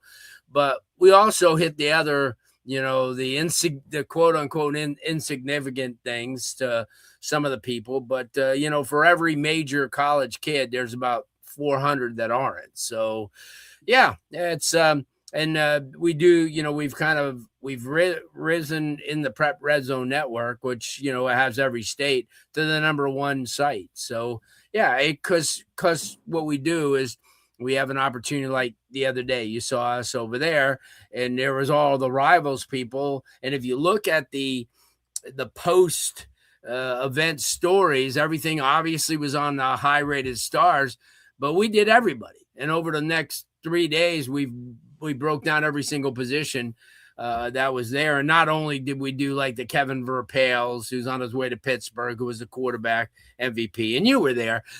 At an event like that, Danny, there could be 5 winners at each class. And, I think Pete knows that. He's been around to a lot of those events. They become almost before the event starts. I think that popularity contests, really. 100%. And it's,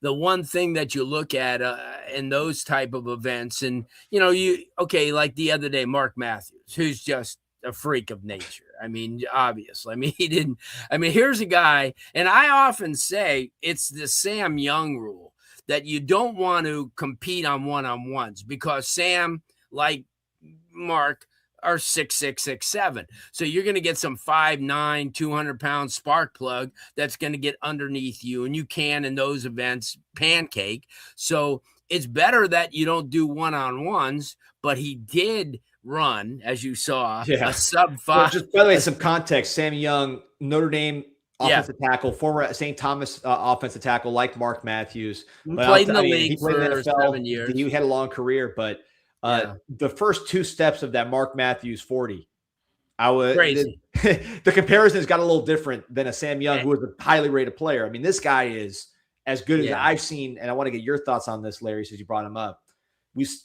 We thought we might have had an offensive tackle or an offensive lineman like explosion after they changed the rules and allowed bigger kids to play. Didn't really happen. Like Dumerville, Marlon Martinez, some of those guys didn't pan out maybe the way we thought they might. Right. That was kind of a Marcus Tate, right? That was sort of a false start. But this guy, to me, and I want to get your thoughts, because I remember you writing about the Nike camp back in the late 90s with Andre Johnson. Said he was Michael Irvin with quicker feet, which sounded crazy at the time in terms of a target. You hit it on the nose, Hall of Famer. But is he the best tackle that we've had down here since, I don't know, Vernon Carey? Here's the thing, too, is you look at offensive linemen, and we're seeing one in Jackson Cantwell, who's obviously a freak of nature as well. But you're not 6'7", 300 pounds without having fat if you're an offensive lineman. This kid, I mean, and you alluded to the 40. I was standing along the fence on the side where he was running, because his mother called me over to introduce herself, and I had never met her, and she said thank you, for what, obviously. And we were talking, and then all of a sudden I hear all these oohs and ahs, and I turn around, and there he is. I mean, looking like a sprinter at 6'7", 6'6", 300 pounds. And you're right. I mean, he busted out a sub 5 flat. Sub 5 on. I mean, here's an offensive lineman, and I always have that thing when I'm at these events.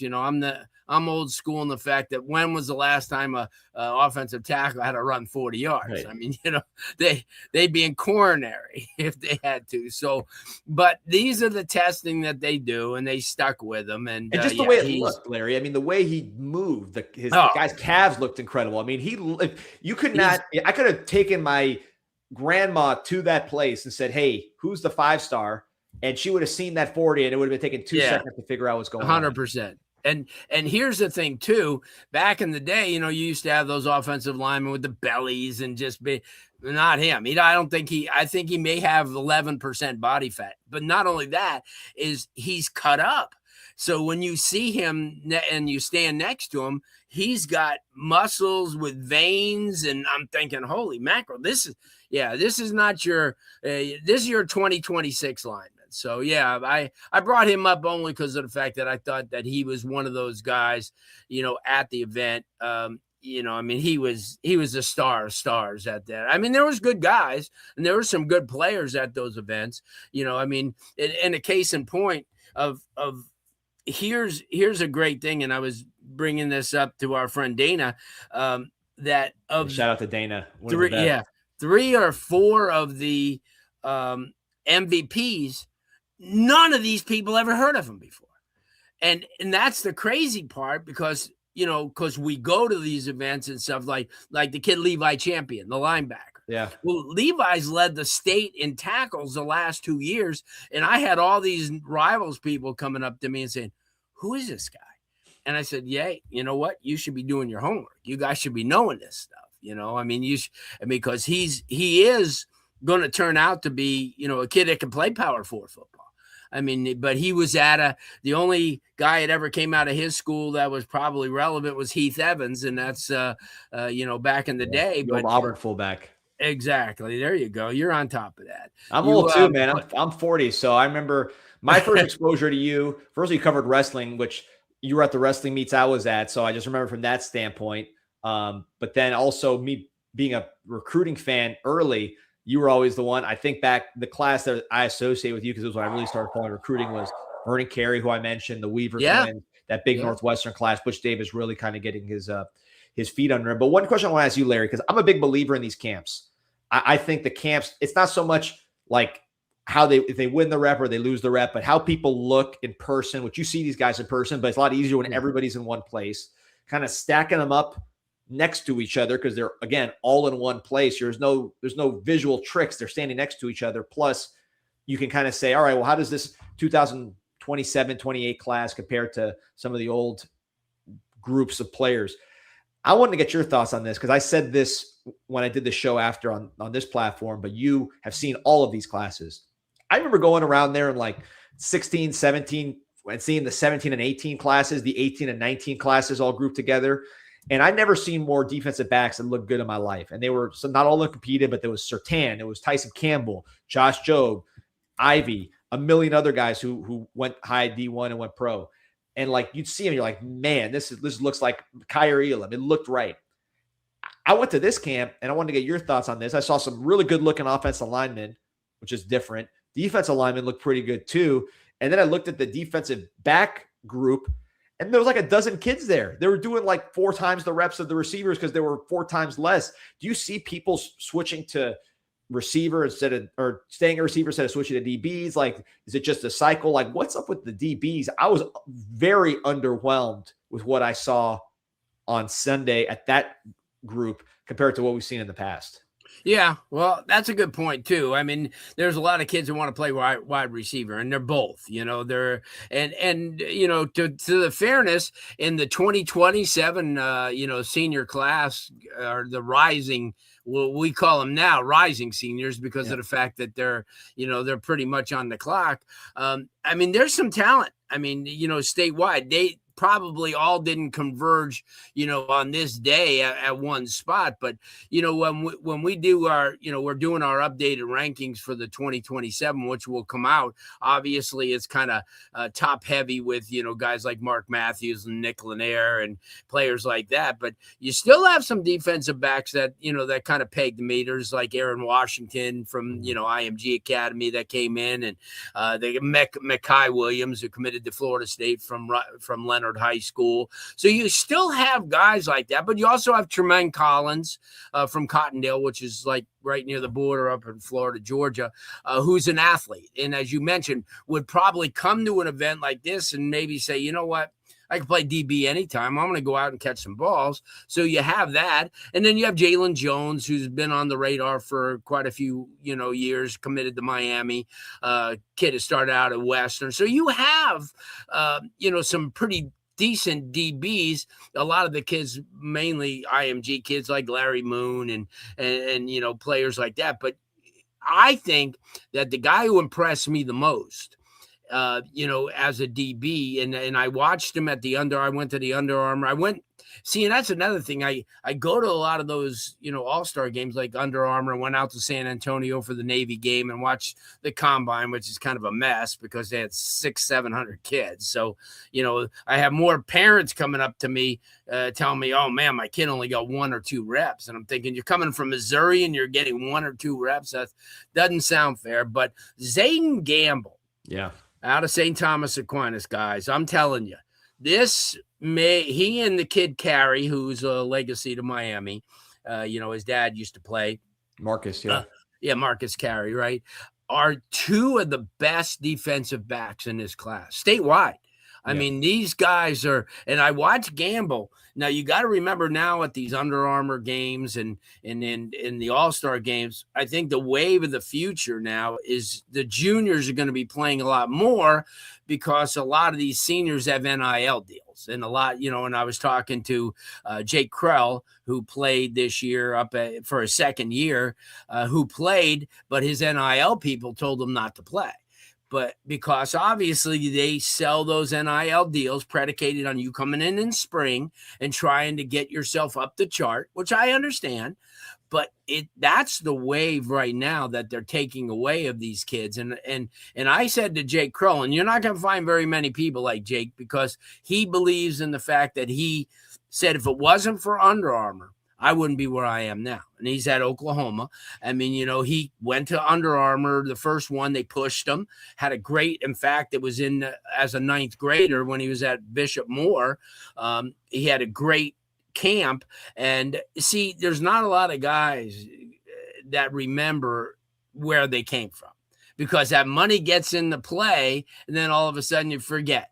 But something like that was refreshing. But this Zayden Gamble at the Under Armour game all week at practice, he was locking up against some of the best seniors, that were there, that were 6 days away from going to college. But in the game, the thing that amazed me the most, that he played 90% of the plays, and he was just like the kid Campbell, who's at Miami now, played last year as a junior in the game and had 7 tackles. Yeah, Jordan Campbell, the linebacker. Yeah, exactly. So that's what I'm saying. I mean, the game has changed in so many ways because of the NIL deals and the portal and all that stuff. But there are a few of them that still have the old school values that I like, and I gravitate towards them. And you got to remember, guys, I see a lot of these kids when they're probably in youth football, like they come up to me when they're in 7th, 8th grade, and, and they'll send me their tape from youth football, which is, listen, down here, it's probably as good as anywhere in the country.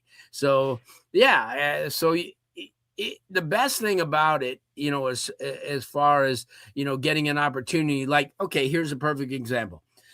We had going into our, I guess it was the preseason of last year, the kid Henderson from Tampa Jesuit. And Henderson, linebacker recruit. He was our number 1 player in the state. And we know that's always going to change because the IMG players skew this. Because all of a sudden you get an influx of IMG players. And remember, the IMG players are the best of the best of the best. Yeah, Francis Mauanoa from Pacific Island of Samoa. Yeah, well, not just him. Yeah. But but of that type. But like the kids like Osani Gales, who I was telling you about, I mean, who's a, kind of a freak of nature, and the Aaron Washington kid, who I think is just a beast. I mean, guys like that are going to kind of skew this whole thing. But Caden Henderson was just, he was such a tweener. He was only 175, 180, and you couldn't classify him at the time as a linebacker, but then he grew. And then all of a sudden, that's the one thing that I'm a proponent of is, the evaluations during the spring, because you have to remember that a lot of times when these college coaches, whether it be Miami or wherever, will see a player perform in the state championship game. Okay, so that's middle of December. But what about all those players that didn't qualify for it? The last time they got a chance to see them, it was November and maybe early December. So that 5'9", 160-pounder who didn't peg the meter is now 5'10", 5'11", 180. And that's what I think has opened up recruiting so much, because now when they go back for the evaluations in the spring, the entire recruitability of some of these athletes have changed. And that's, to me, that's the most exciting part. So now spring, not that it didn't mean anything before, it means so much. And same thing in college, because now you look at spring at Miami and you had this influx of these 26 kids who I think is from top to bottom as good a class as they've ever had.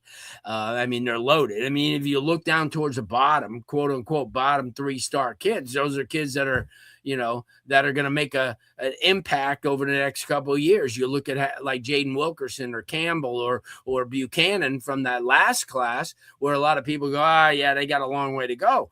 But as linemen, you're in a situation at Miami, probably the best place in the country to be, because not only do you have an amazing offensive line coach, but you have a head coach who is offensive line oriented. So, so that everything changes in this recruiting. And that's why we update Prep Red Zone updates 5 times a year, so because we have to take into consideration that new players come in, I mean, like the kid Verpale, who was a quarterback that won the MVP.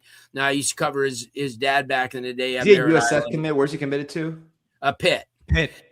Yeah. So, I mean, there were a couple quarterbacks, you had Perone, who's at St. Thomas now, committed to USF, and you had the kid Logan Flaherty from Port Charlotte, whose receiver won the MVP. He's committed to UCF.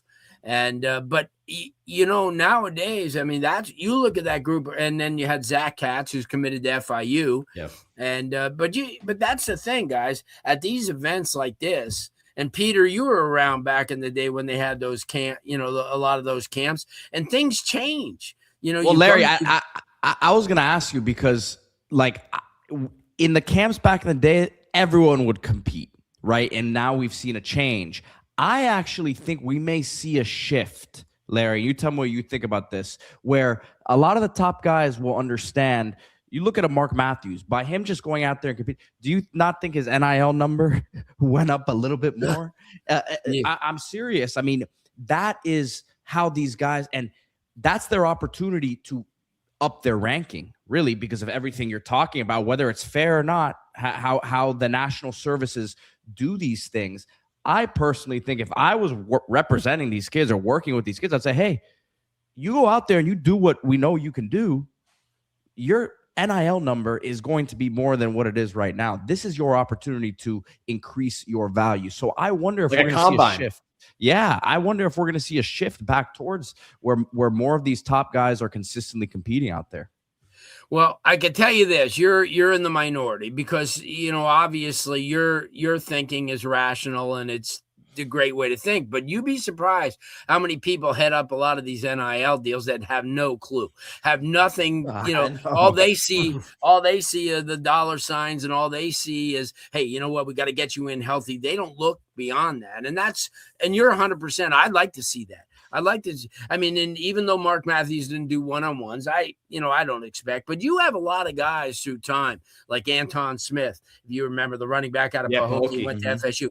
He went to everything because he was comfortable in his own skin that he ran a 4.4, or So if he ran a 4.45 or a 4.48, it wouldn't hurt him, and he knew that he would run, but I would wish that it would go back to that, because there's a lot of kids that will come and skirt these things. They'll show up, but they won't really, I pulled my muscle, and listen, if that's what your belief is, you do it. But I just think that, you have a lot of players on and that listen to the wrong people. And I could do an entire show on that.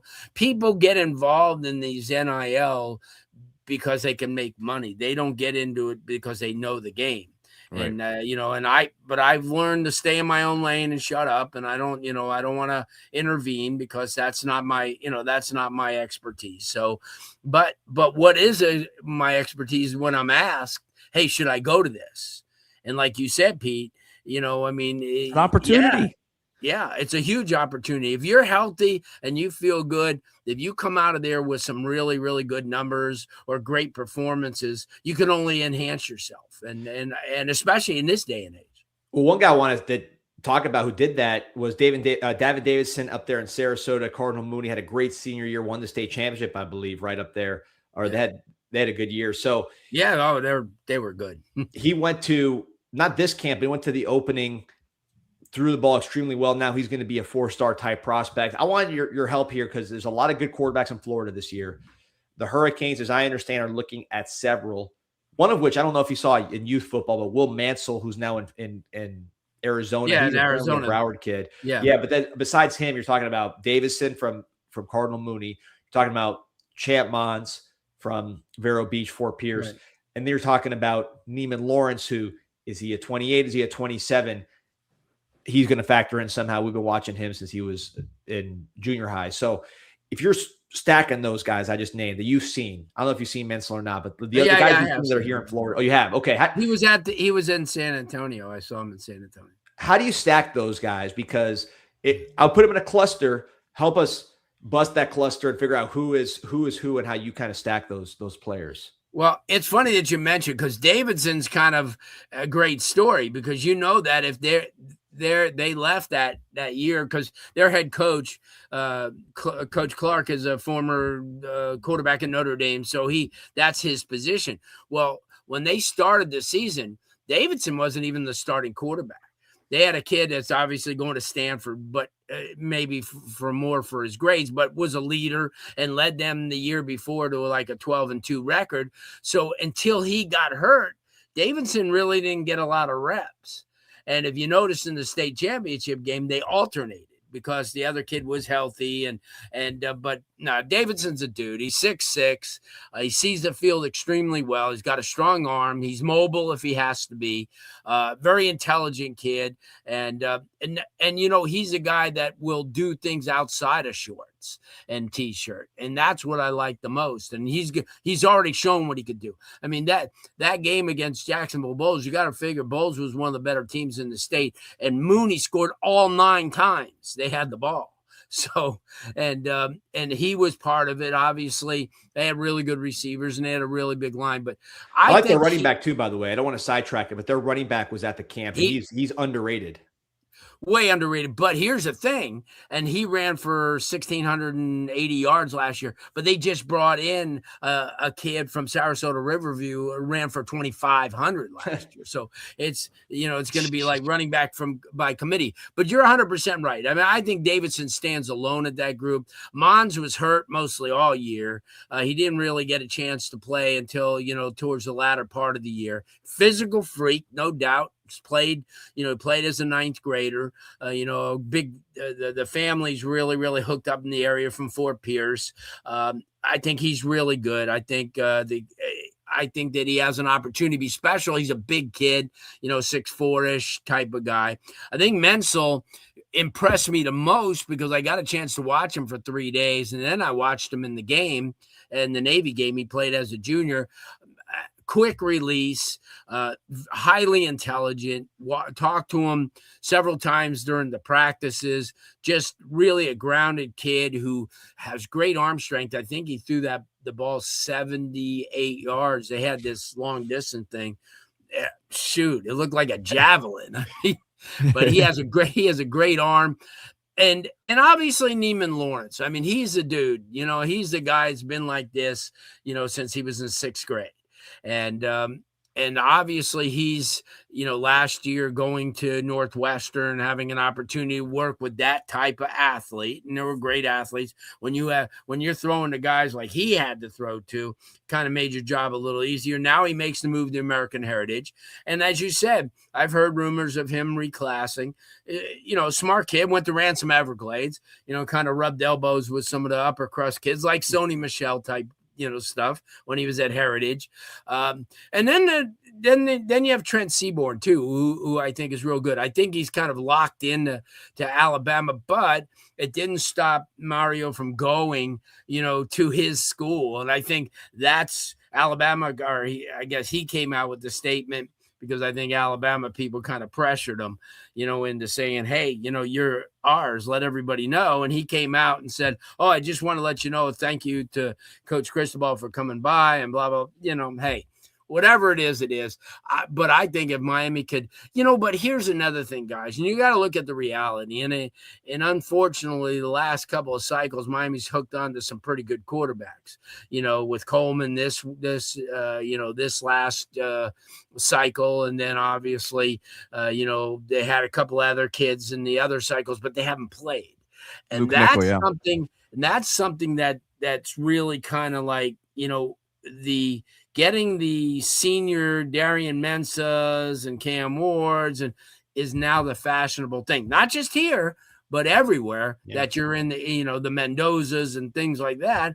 Seeing that right now is kind of, a lot of these colleges are using it against schools. So if you come down with Davin Davidson and he's thinking of Miami, well, let's say he's the other school is South Carolina. Well, that staff is saying, hey, here's the fact. They had Luke Nickel, who was a 2-time state champion from Georgia, one of the best quarterbacks that have come out of Georgia in a long, long time, was pursued by Georgia. Miami had him early on. Then you have Darian Coleman, arguably, a 3-year starter who showed he could do a lot of things in a state championship, run 2 years in a row. And then all of a sudden you go, well, they brought in Darian Mensah, they paid him all this money. See, so that somewhere is going to work against not just Miami, but it's going to work against these schools and bringing in, because I'm a true believer that, and it kind of makes people laugh, but if I'm Luke Nickel and I'm coming out now, I go to Georgia Southern. I get my look at CJ Bailey. I mean, Canes fans, CJ Bailey, Canes fans always say, man, he should have come. And I say, well, of course, I would love him in the orange and green, but he's not where he is right now if he's at Miami, because he wouldn't have played to this point. 100%. That's the example I look at. 100%. And here is a kid like Tiger, the kid who played at Northwestern, went to Western Carolina last year. And now he signed the other day with North Carolina. But that's what I'm trying to say, guys. I mean, somebody like Balin Trujillo is a quarterback guy, and he and I had this talk at the state championship game this year. I said, listen, if I'm you, I send Darian to Florida Atlantic. Let him get his 2 years in there. Let him get his resume built up. And then you're talking, because you're not going to, and I know it's a proverbial thing, but you're not going to take that $20 watch band and put it on a $5 million watch. You're just not. Miami's spent all this money, recruited their butts off, got the NIL going, got their portal going to the point where they've got elite talent at basically every position. So you're going to bring some 17, 18-year-old quarterback that has no experience? That's old day stuff. I've joked about it, Larry. I've said use FIU as a feeder. Use that as your feeder program. You get these guys experience. If they're not, and we understand, look, you have to build out a roster. You have to build out depth for your current team. But you can almost stash guys away. And I know it's not going to be an official partnership or anything like that. But hey, for these guys to for someone like him, I'm not against it. I've said the same exact thing you're saying. Well, use these other programs, man. Larry, I mean, you're a baseball fan. Would you draft a pitcher in the first round out of high school and say, okay, we'll put you on the major league squad and you'll pitch in blowouts for like an inning and you'll learn by throwing bullpens and getting coached by the major league squad? You never do that. You would put him in the minors where you could start games and get experience. 100%. Developmentally, it just doesn't make a lot of sense. No, it doesn't. I don't like it in the Coleman example, because we're excited about Coleman. We got him on campus as a Canes fan. It's hard for me. But Canes fans would be watching the FIU. Canes fans would be watching it would help. FIU games would the ratings would go up, because Canes fans want to see Darion Coleman playing quarterback. Now, I would go to the highest bidder after you do it. You're not really committed somewhere where you can always kind of, like, if you blow up at the next school, you could have a bidding war. So that's the tie wouldn't be as strong. But from the player standpoint, it makes a lot of sense. But sitting right here in February, how much is Darian Coleman going to play? Is he going to jump Luke Nickel? Is Luke Nickel going to leave after spring? What's going to happen? I saw Luke Nickel yesterday. Technically, they can't. But no, I know. Well, I'm just saying. Yeah, no, I'm with you. I agree. What's going to happen? I mean, last year, okay, here's Emory Williams. And this is the funny part, and everybody don't understand this. Emory Williams, 6'5", 230, throws the ball 80 yards in the air. 80 yards. So he's going to go to East Carolina. He's going to get playing time, and he'll find his way into an NFL camp. Not as a drafted guy, but because of his measurables, he's going to find his way into a camp while all these highly recruited guys are still waiting to play. I just think you need to make a move. And nowadays, and you're right, use FIU as a recruiting, as a minor league system. I mean, because it has to, and it's not just there. How would you like to be Gerard Pringle, who played 3 major games and just kicked ass, and then all of a sudden he's gone? He doesn't get to play. Look at Cam Ward. I mean, Cam Ward had 2 years at Incarnate Word and then 2 years at Washington State. You would not say any of those places are a desired location at all. In fact, I'd say probably the lower tier, both in terms of one's an FCS school. The other one is the lowest tier of D1, historically Power 4, not even Power 4 anymore. So you couldn't put him in worse places. And where to get him? Being a millionaire in college, where to get him? Winning, being the number one pick, winning all of these games. But I think he's the blueprint, Danny, because all of a sudden you bring up Incarnate Word or Washington State, and then all of a sudden, last I looked, he was the number 1 pick in the whole NFL draft. And made some millions in college too.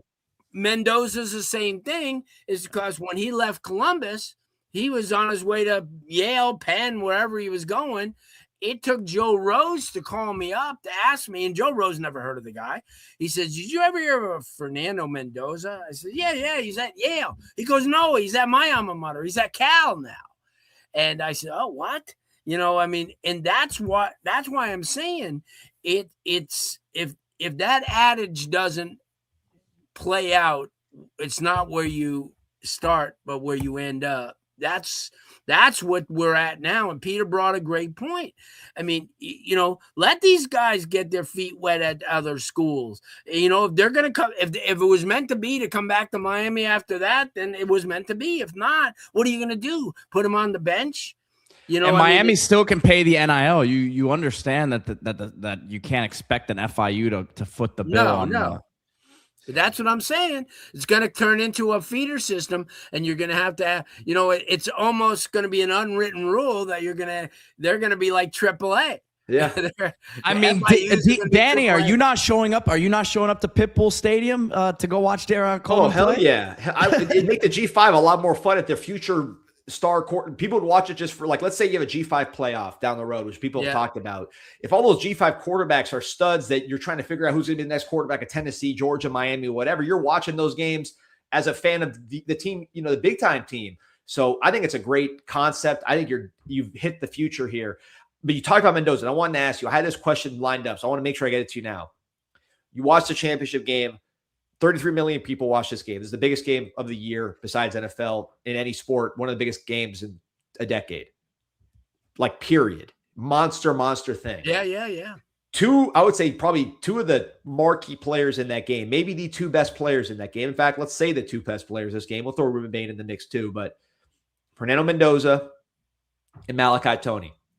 These are two guys from Dade County. Two guys that you have watched since an early age. So I want to get your perspective on both. You could, whichever one you want to start with, but I wanted to hear your perspective on both of these guys from when you first caught wind of them to when they went off to college, because these are guys that were worldwide, by the end of it, certainly countrywide, what they did on the biggest stage, but it started here in Miami. It started with you and really not many other people paying attention. So take me through their stories, start with whoever you want, but I want to ask you this question. Well, Malachi comes from lineage, and obviously his dad I covered back in high school at Central, and then when he went to West Virginia. So I knew about him, and I watched him do Little League, and he was always the guy. He was a quarterback. He was a running back. He was a safety, played anywhere they needed. So, and I knew right away when he got in. Remember, his first game in high school was on national TV as a ninth grader as they played Los Alamitos of California. On national TV, and it was at St. Thomas. He caught 10 balls for 200 yards. So you kind of figure to yourself, oh, okay. Now, Mendoza, on the other hand, remember, he started out at Berlin Jesuit, and he and his brother were at Berlin Jesuit. Is that a bad word? I don't know. No, Berlin Jesuit, best high school in Florida, and this is town. But both of them started out at Berlin, and then obviously they made their way over to Columbus, which never was a thing in the past. I think the kid Woodley, the running back, was the first guy that actually left Berlin and went to Columbus. Oh, Woodley, yep. Now it's happening like every other year. I know Coach Stewart doesn't want to hear that, but what happened was I thought he was okay. He was okay. Remember, McDuffie was the quarterback when he was a sophomore, when he was a senior. So he didn't even play against McDuffie, yeah. He didn't even play against Apopka, that year in the state championship game. So, but when he got in, I thought he was okay. I didn't think, I thought when he's told us, because he's brilliant. And there's that's been part of the story too, obviously with his mom and, his dad being a doctor and that great story. But the kid, you watch him. He's, what is he, 23 going on 50, you watch him in all these interviews, and he kind of sold himself to that point where he was, they didn't care what he did on the field. They just saw, wow, look at this guy. He's carrying on a conversation, like this. So to answer your question, Malachi, 100%. Not so much with Mendoza. I just thought maybe he'd be okay. He'd go on, to an Ivy League school, graduate, and, go do his residency and be a doctor. And one day I'll be in the operating room, and he comes in there and puts the gloves on, and I'm thinking, oh, geez. So, but that's really what I thought. I mean, but now first round draft pick, and as a Columbus guy, as Peter understands, I mean, this year Columbus is going to set all standards because they could have the number 1 basketball and NFL football number 1 pick overall. So special, man. Well, that's pretty euphoric. But yeah, no, to answer your question though, Danny, I think that, Malachi, 100%. I mean, they're just, just like, Nick Lanier, same thing. I mean, Nick was the first guy I looked at since Duke Johnson. Now, Duke was a 5-star running back, but he also could have been a 5-star corner. Yep. Yeah. And that's the same thing with Nick. Nick could do the same thing. Nick could play in the secondary just as easily, and he's a major returner. He may be one of the best kick returners in the country. And so you could just see with this, everyone always says to me, oh, well, the talent in South Florida is diminishing. It's not diminishing. It's not diminishing. It's you know what? It's just a different time now. And there's so many different schools, and it's all spread out. And now, as you could see, this incoming, this group for the 26th season, Carroll City brought in 48 kids. Columbus has opened up the checkbook a tad. I think Peter's writing some checks. Hey. Yeah, but I'll tell you what, though, they've got some cats, and they're playing a schedule, from what I understand, that they're going to be playing a pretty good schedule. So it's good to see that, I'm not taking any shade on Central or Northwestern, but it's good to see some newcomers, new players back in the spotlight. But we have athletes. You go to a 7-on-7, or like you saw the other day, Danny. I mean, if you look, I sent Dane to the roster so he'd have an idea who was there. There were cats there, man. I mean, even, you look at like the defensive backs, like you said, there probably weren't as many, but look at the wide receivers. The kid who's, I think, fast emerging is the kid Robinson, who plays at Matter Academy now. I think he's going to be the next guy in the next couple of months that's going to blow up. He's done it during the 7-on-7 season. So, but Miami's in great shape with so many guys, and rightfully so. I mean, this is the best time, for University of Miami football. I mean, you look at the kid DeMarcus DeRoche, who I remember when he was a major 10-year-old basketball star, and he was up until a couple of years ago, went to Boyd Anderson. Reminds me, he's playing the tight end position, but I think he could play D end. I think he could play safety. He's just so athletic. And when we talk about, we got a chance to see the kid Zaquan Linton the other day from Palm Beach Central. You laid eyes on Sean Tatum, who was the MVP as an offensive lineman. A guy who, from the belt buckle all the way down to his ankles, is just, you're not going to move him. Yep. I mean, he's a stud. We have a chance to watch Stevie Bentley, the kid that came from Cameroon via Paris, France, and is at Coral Gables, and at 6'4", 295 pounds. I think the best thing about him is 2 weeks ago, someone sent me a tape of him. He plays soccer. He's the kicker on the team.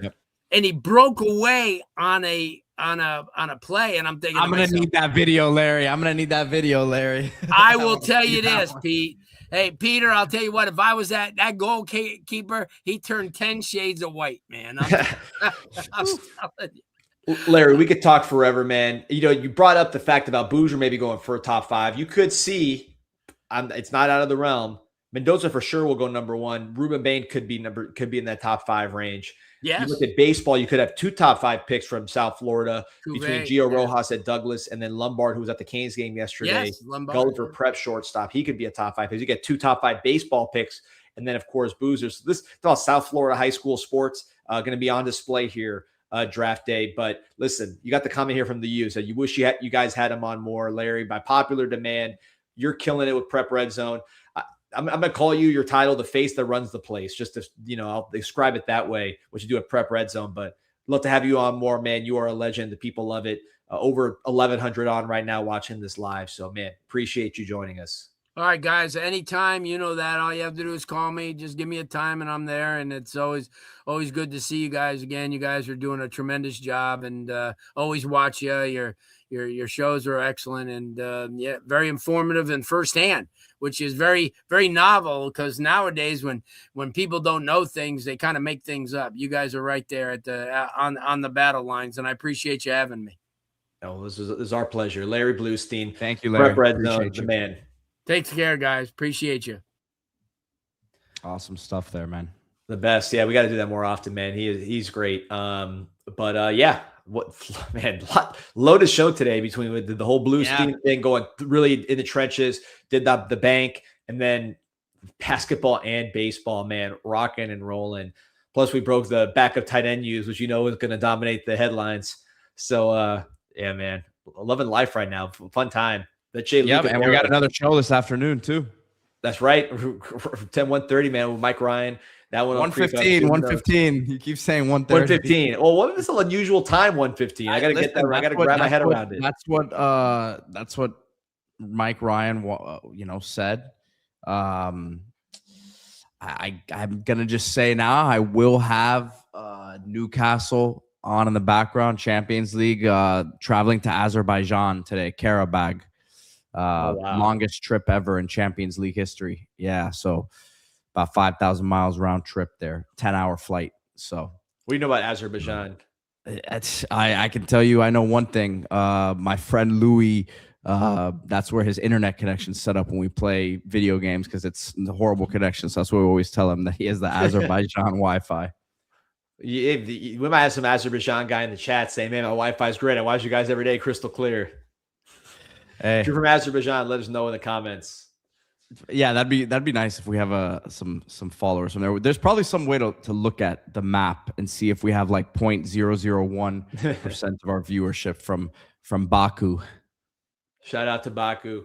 Shout out to Larry Bluestein. Shout out to all of our sponsors. Also, Miami Hurricane Team Store. You want to be in the middle of the action.